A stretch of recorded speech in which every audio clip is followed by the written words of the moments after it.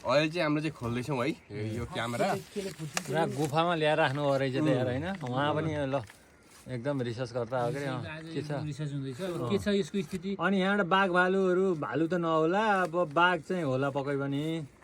बाघ मृगहरू दुम्सी खरायोहरू चाहिँ जे छ त्यो जे छ सबैको ट्र्याक हुन्छ, सबै ट्र्याक हुन्छ, सबै सबै रेकर्ड हुन्छ। हजुर लाइभ रेकर्ड। Live record. अनि रुममा बसी हेर्नु भएको कि कसो?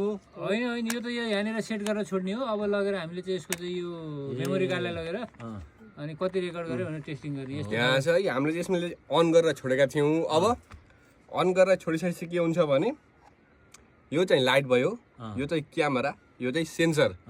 यदि केही चिज यहाँबाट हिँड्यो भने त्यो मोसन चाहिँ यसले चाहिँ डिटेक्ट गर्छ र यसले चाहिँ क्याप्चर गर्छ अनि फोटो खिच्छ। फोटो भिडियो दुइटै खिच्ने भयो।